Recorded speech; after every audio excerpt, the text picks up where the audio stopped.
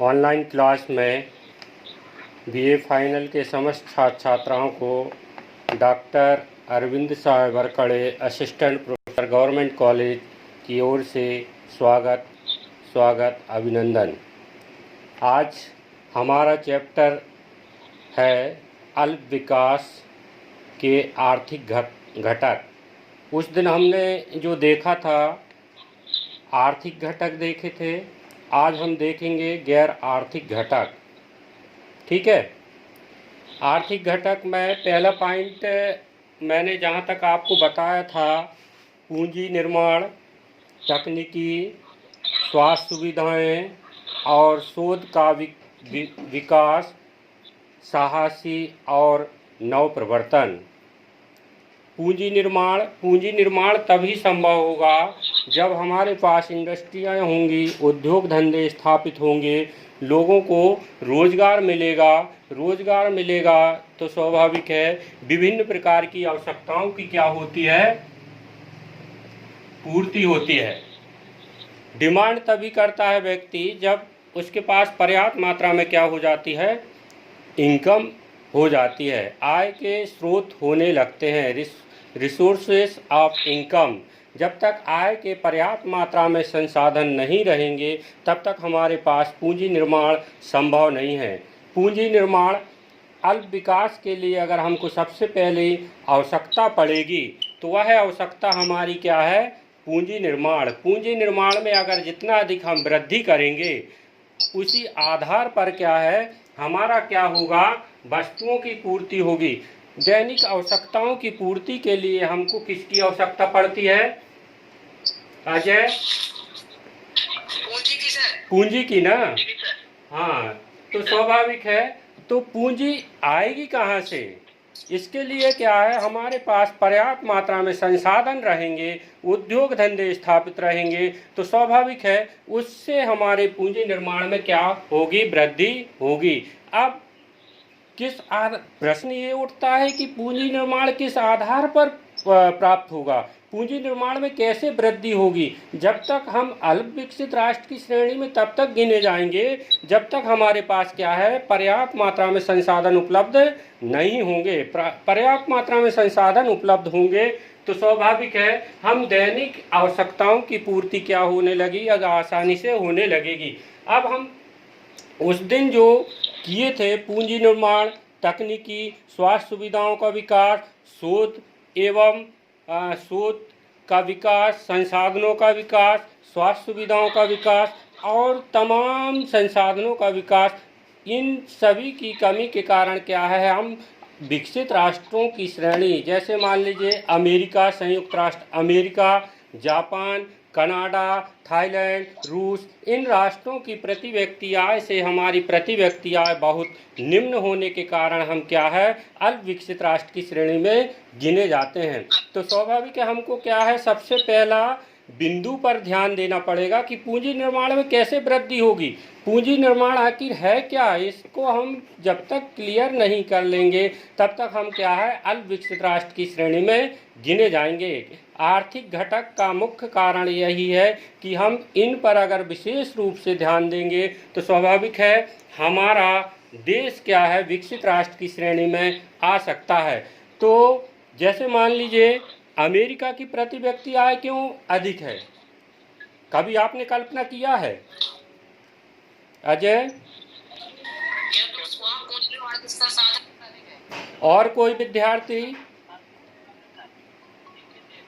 किन कारणों से हम अल्प विकसित राष्ट्र की श्रेणी में आ रहे हैं?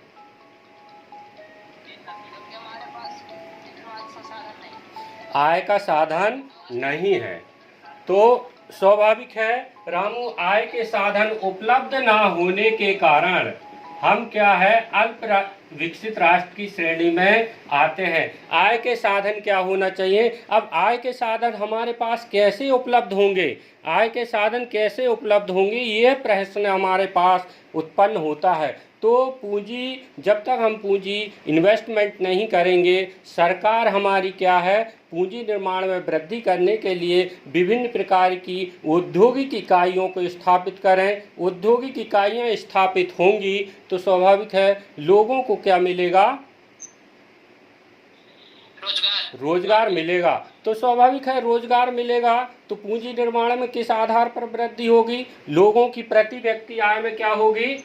वृद्धि होगी। लोगों की प्रति व्यक्ति आय में वृद्धि होगी तो वह नई नई चीज़ों का क्या करेगा? सोच करेगा, खोज करेगा और नई नई चीज़ों की आवश्यकताओं की पूर्ति के लिए इन्वेस्टमेंट करेगा। मान लीजिए अब पूंजी निर्माण एक उद्योग तो स्थापित हो गया, जैसे मान लीजिए फ्रिज का उद्योग स्थापित हो गया या कलर टीवी का उद्योग स्थापित हो गया या पंखे का उद्योग स्थापित हो गया या एसी कूलर का उद्योग स्थापित हो गया, परंतु इन उद्योगों को वस्तुओं तो निर्माण हो रही हैं परंतु इन वस्तुओं की मार्केट में डिमांड नहीं होगी तो स्वाभाविक हमारा जो उद्योग धंधा है वह क्या हो जाएगा? बंद हो जाएगा।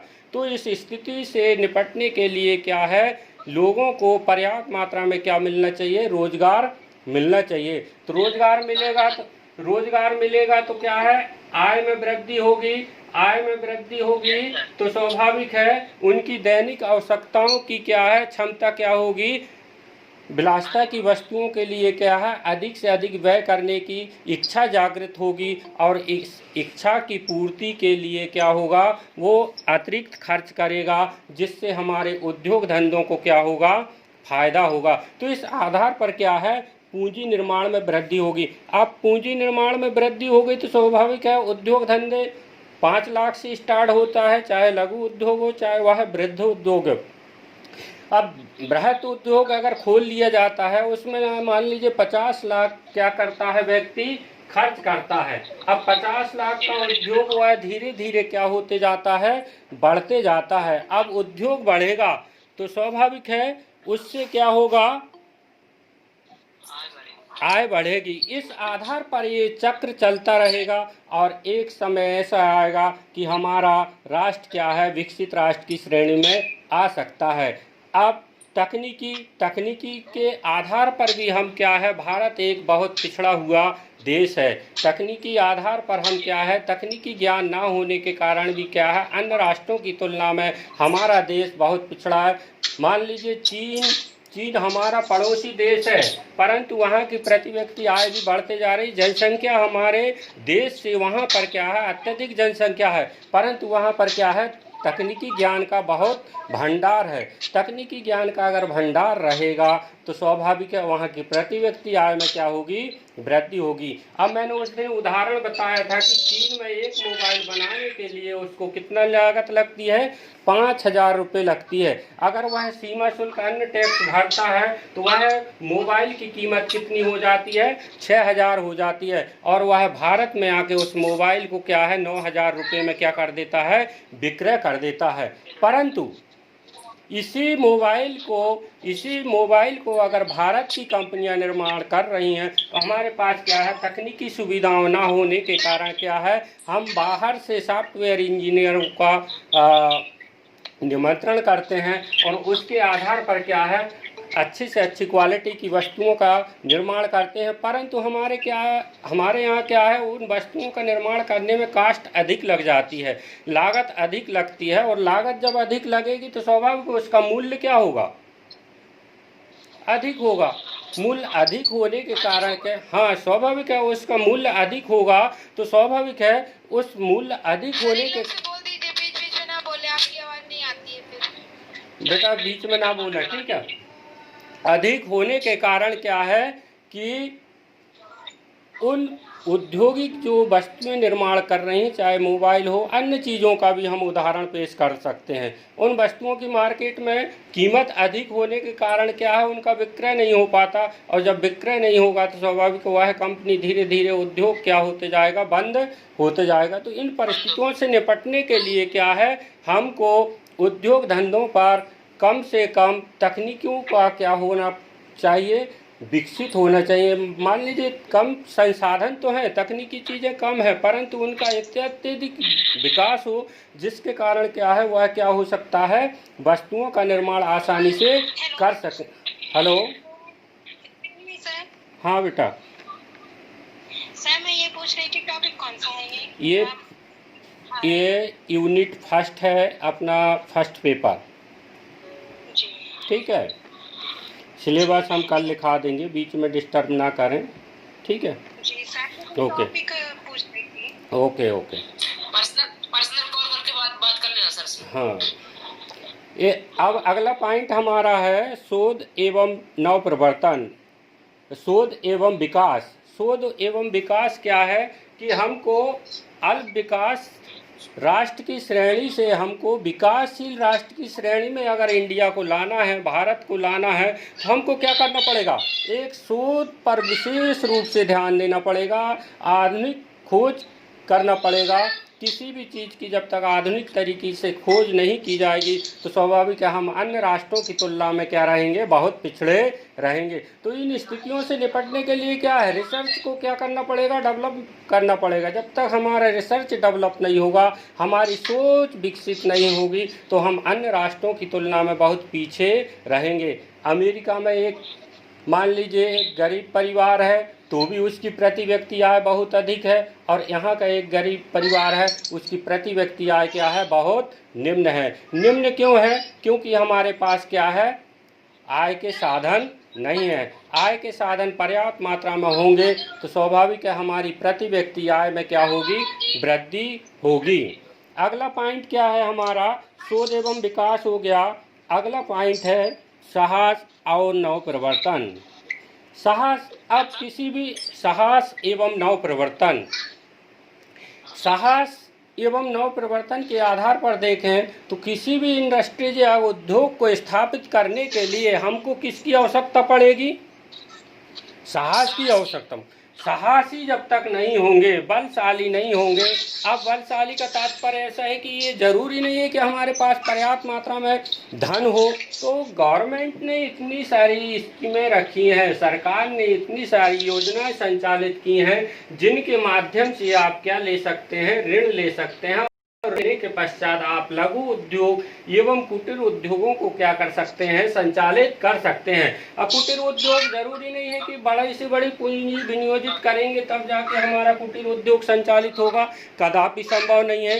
ये आसान सा फंडा है, आसान सा तरीका है कि आप छोटी सी छोटी पूंजी पर अपनी लघु उद्योग या कुटीर उद्योग स्थापित कर सकते हैं। मैंने उस दिन बताया था कि मान लीजिए मार्केट में शैम्पू की डिमांड बहुत अधिक है, तो हम क्या है? शैम्पू की उद्योग स्थापित कर ले, और बड़ा पैक अगर हम बनाएंगे तो उसकी कीमत मान लीजिए 100 रुपये है, तो 100 रुपये अगर कीमत निर्धारित करेंगे तो वह पैक हमारा कम बिकेगा। परंतु इसी को हम डिवाइड कर दें, इसकी छोटा पाउच बना दें, मान लीजिए 1 रुपये का एक पाउच बना, तो उस वस्तु की या उस शैम्पू की कीमत या उस मार्केट में क्या है? उसकी डिमांड क्या हो जाएगी? अधिक हो जाएगी। अब डिमांड अधिक होगी तो सभी लोग शैम्पू का उपयोग करते हैं। अब शैम्पू लगाएंगे तो स्वाभाविक है उससे क्या होगा? हमारी कंपनी को क्या होगा? फायदा होगा। हमारे उद्योग को क्या होगा? फायदा होगा। तो स्वाभाविक है आपकी उद्योग में धीरे धीरे क्या होते जाएगी? वृद्धि होते जाएगी। और आपने 1 लाख रुपए से जो उद्योग स्थापित किया, आप 5 साल बाद देखेंगे तो आप 1 करोड़ रुपए के पूंजी धारक हो जाएंगे, और उसके अगले 6वें साल में अगर देखेंगे तो यह पूंजी दर क्या होते जाएगी? हमारी बढ़ते जाएगी। हाँ बेटा, ये बोले सर थोड़ा सा माइक बंद करवाइए ना सब लोग। बेटा आप लोग विशेष रूप से ध्यान दें, आप अपने माइक को बंद कर लीजिए, तभी क्लास का आनंद आएगा जब आप लोग मेरी बातों को सुनें।